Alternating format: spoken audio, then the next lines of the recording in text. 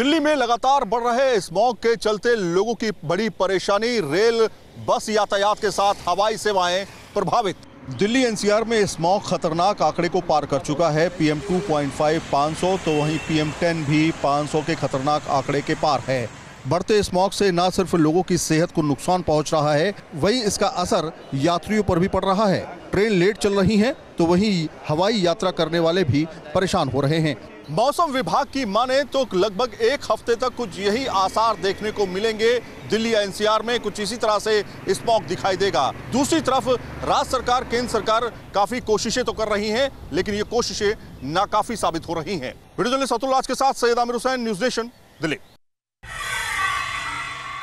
Smog के बढ़ते खतरे को देखते हुए एनजीटी ने दिल्ली एनसीआर में प्रदूषण फैलाने वाले तमाम उद्योगों और हर तरह के निर्माण कार्य पर अगली सुनवाई तक के लिए रोक लगा दी है। एनजीटी ने आदेश दिया है कि पूरे एनसीआर में हर तरह के निर्माण कार्य पर, फिर चाहे वो सरकारी हो या निजी, अगली सुनवाई तक रोक रहेगी। हालांकि इसी बीच मजदूरों को उनका मेहनताना मिलता रहेगा। इंडस्ट्रियल एक्टिविटी जो कि एयर पोल्यूशन कॉज करती है उन्हें रोका जाए। इसी तरीके से जो कूड़े जलाने को कोर्ट ने मना करा है। इसी बीच दिल्ली एनसीआर में प्रदूषण करने वाली सभी उद्योगों पर अगली सुनवाई तक रोक जारी रखने का आदेश भी एनजीटी ने दिया है। एनजीटी ने कहा है कि जहां पर एयर क्वालिटी बदतर है वहां पर हेलीकॉप्टर या फायर विभाग के जरिए कृत्रिम बारिश कर हालात को थोड़ा बेहतर बनाया जा सकता है। एनजीटी के आदेश के मुताबिक सभी अथॉरिटी और एनसीआर में आने वाले राज्य सरकारों को 2 हफ्ते के अंदर अपना एक्शन प्लान देना है। एनजीटी ने कहा है कि संविधान ने देश के नागरिकों को जीने का अधिकार दिया है, लेकिन ये अधिकार उनसे छिन रहा है क्योंकि राज्य सरकारों की विफलता के चलते ऐसा वातावरण पैदा हुआ है जिसमें लोगों को सांस लेने के लिए साफ हवा तक भी नहीं मिल पा रही है। वीडियो जर्नलिस्ट सुमित कुमार के साथ अरविंद सिंह, न्यूज़ नेशन, दिल्ली। दिल्ली से सटे हापुड़ में कोहरे का कहर देखने को मिला। कोहरे के कारण नेशनल हाईवे पर एक के बाद एक दर्जन भर गाड़ियां आपस में टकरा गईं। हादसे में कई लोग गंभीर रूप से घायल हो गए। सड़क हादसे की ये तस्वीरें नेशनल हाईवे हापुड़ के देहात थाना क्षेत्र की हैं। घने कोहरे की वजह से एक के बाद एक दर्जन भर गाड़ियां आपस में टकरा गईं। तिलक हो जा रहे थे, गाड़ी लेकर लकड़ी भरी हुई है गाड़ी में, और बाईपास पर कोहरा बहुत हो रहा था। गाड़ी 20-30 की स्पीड से चल रही थी, रोडवेज खड़ी हुई थी, उसमें गाड़ी लगी है। अच्छा। और थोड़ी चोट आई है हमारी टांगों में। अच्छा। कितने वाहन आपस में भिड़े हैं लगभग? यहाँ पे जी अभी एक गाड़ी तो हमारी गाड़ी के पीछे लग गई है और 2-3 गाड़ी हमारी गाड़ी के आगे खड़ी हैं। इस सड़क हादसे में 7 लोगों को चोटें आईं, जिनमें से 3 लोग गंभीर रूप से घायल बताए जा रहे हैं, जिनका उपचार हापुड़ के निजी अस्पताल में चल रहा है। हादसे में किसी की जान नहीं गई। हादसे के बाद नेशनल हाईवे पर कई किलोमीटर लंबा जाम लग गया।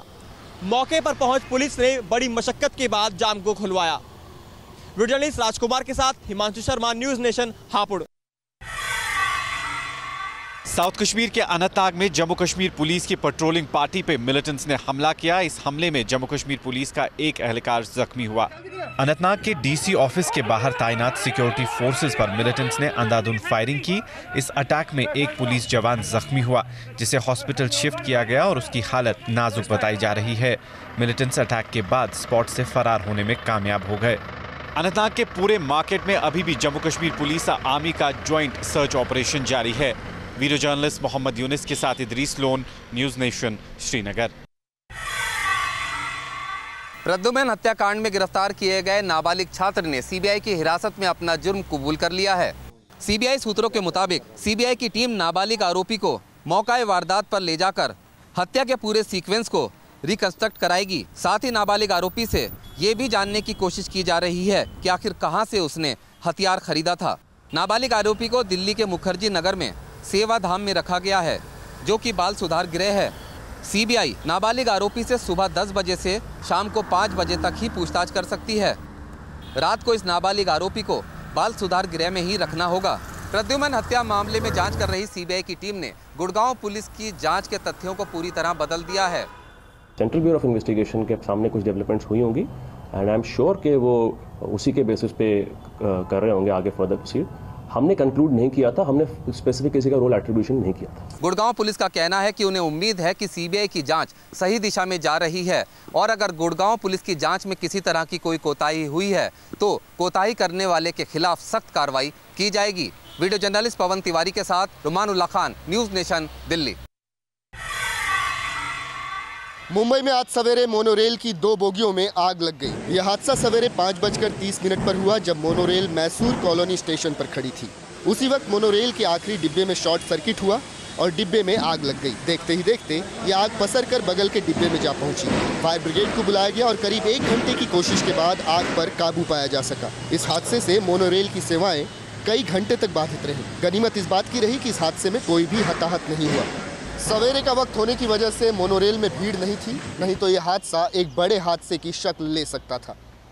वीडियो जर्नलिस्ट राजेश के साथ विकास श्रीवास्तव, न्यूज़ नेशन, मुंबई। अमरेली में शेर शेरनी के पीछे बाइक दौड़ाने का वीडियो वायरल होने के बाद गुजरात वन विभाग के अधिकारियों में हड़कंप मचा हुआ है। लिहाजा 4 टीमें गठित कर जांच शुरू कर दी गई है। गुजरात के अमरेली के जंगली इलाकों में शेर और शेरनी के पीछे बाइक दौड़ाने की ये तस्वीरें जब सोशल मीडिया में वायरल हुई तो स्थानीय वन विभाग प्रशासन पर गंभीर सवाल खड़े हो गए। इन तस्वीरों में दिख रहा है कि एक बाइक पर सवार 2 युवक शेर शेरनी के पीछे बाइक दौड़ा रहे हैं, जबकि दूसरी बाइक पर बैठा युवक इसका वीडियो बना रहा है। इस बाइक का नंबर GJ03 पासिंग बताया जा रहा है। वीडियो जंगल के किस इलाके का है ये साफ नहीं हो सका है, लेकिन सूत्रों के हवाले से खबर है कि गिर सोमनाथ, भावनगर और जूनागढ़ के इलाके में भी अवैध रूप से शेरों को देखने के लिए लोगों को घुसने दिया जा रहा है। इस वीडियो के वायरल होने के 2 दिन बाद भी आरोपियों के बारे में कुछ पता नहीं चल पाया है। हालांकि वन विभाग का दावा है कि आरोपियों को जल्द से जल्द पकड़ा जाएगा। वीडियो जर्नलिस्ट पवन तिवारी के साथ मोहित राज दुबे, न्यूज़ नेशन। हिमाचल प्रदेश के चुनाव में बड़े दिग्गज नेताओं की साख दांव पर। प्रदेश के सभी बड़े नेताओं ने किया मतदान। लगता है अब तो 60+ होगा। कांग्रेस पार्टी को जो है पूर्ण बहुमत प्राप्त होगा। 3/4 के मार्जिन से भारतीय जनता पार्टी यहाँ सरकार बनाने जा रही है। अगर भाजपा की बात करें, भाजपा के सीएम चेहरे प्रेम कुमार धूमल सुजानपुर से चुनाव लड़ रहे हैं। वहीं कांग्रेस से भाजपा में शामिल हुए सुखराम के बेटे अनिल शर्मा मंडी सदर से चुनावी मैदान में हैं। अगर कांग्रेस की बात करें तो मुख्यमंत्री वीरभद्र सिंह अर्की से और उनका बेटा शिमला ग्रामीण से चुनाव मैदान में है। सभी उम्मीदवारों का भविष्य आज ईवीएम मशीन में बंद हो गया। 18 दिसंबर को जब चुनाव के नतीजे आएंगे तो देखना होगा जनता ने किस पार्टी के सिर जीत का सेहरा बांधा है। वीडियो जर्नलिस्ट श्रवण के साथ विशाल ठाकुर, न्यूज़ नेशन, शिमला। हिमाचल की सभी 68 सीटों के लिए आज प्रदेश में वोटिंग की गई, जिसमें प्रदेश के लोगों ने बढ़ चढ़कर हिस्सा लिया। वोटिंग सुबह 8 बजे शुरू की गई और शाम के 5 बजते वोटिंग की रफ्तार पूरी तरह से थम गई। इस दौरान कुछ जगहों से वोटिंग देरी से शुरू होने और कुछ वोटिंग मशीनों में खराबी की भी खबर सामने आई, लेकिन उसे जल्द ही ठीक कर लिया गया। ये पहला मौका था जब प्रदेश में वोटिंग के लिए वीवीपीटी मशीन का इस्तेमाल किया गया, जिसके इस्तेमाल से वोटिंग कर बाहर निकले वोटर वोट डालकर संतुष्ट नजर आए। सबकी जीत के अपने अपने दावे हैं, लेकिन आखिरी फैसला जनता जनार्दन ने ईवीएम में कैद कर दिया है। 2 दशकों से हिमाचल में सत्ताधारी दल को विपक्ष की भूमिका सौंपते हिमाचल के लोगों ने क्या फैसला किया है, ये 18 दिसंबर को ही पता चल पाएगा। वीडियो जर्नलिस्ट एजाज अहमद के साथ Shahnawaz Khan, news nation, Dalhousie. Bollywood actor Nawazuddin Siddiqui की मुश्किलें बढ़ती जा रही हैं। नोएडा ऑनलाइन फ्रॉड मामले में प्रवर्तन निदेशालय ने उन्हें पूछताछ के लिए तलब किया है।